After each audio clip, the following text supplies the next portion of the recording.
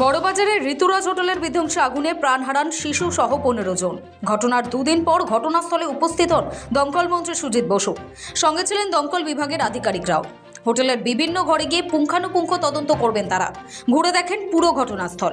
পরে সংবাদ মাধ্যমের মুখোমুখি হয়ে দমকল মন্ত্রী জানিয়েছেন, হোটেলের ফায়ার লাইসেন্সের মেয়াদ শেষ হয়েছিল 3 বছর আগেই। ছতলা হোটেলের নিচে নামার ব্যবহারযোগ্য সিঁড়ি ছিল মাত্র একটি। তিনি আরও বলেন, অধিকাংশের মৃত্যু হয়েছে ধোঁয়ায় দমবন্ধ হওয়ার কারণে। যেটা ঘটনা হয়েছে তার জন্যে যা যা ব্যবস্থা নেওয়ার আমরা নেব। আর অনেক কিছু না জানি যিনি মালিক ছিলেন তিনি করছিলেন। ফার্স্ট ফ্লোরে একটা ডান্স ফ্লোর তৈরি করছিলেন, তার অনুমতি আছে কি না আছে এগুলো আমাদের দেখতে হবে। আর আপনারা জানেন, শুনেছেন আমার ডিজিটাল বলেছে 2022-এর পর থেকে এরা কোনো আমাদের সঙ্গে যোগাযোগ কিছু করেনি।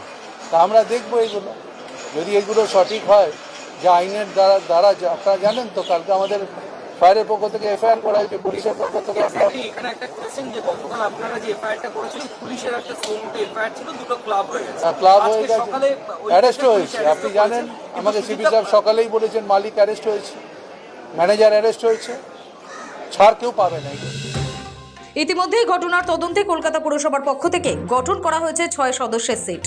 জানা যাচ্ছে, হোটেলের অগ্নি নির্বাপন ব্যবস্থা ঠিক ছিল না, এমনকি আগুন লাগার পর বাজেনি কোনো ফায়ার অ্যালার্মও। তারপর থেকেই পলাতক ছিলেন হোটেল মালিক। তাদের ইতিমধ্যেই গ্রেফতার করা হয়েছে। শোভিক সানালের রিপোর্ট, সময় কলকাতা।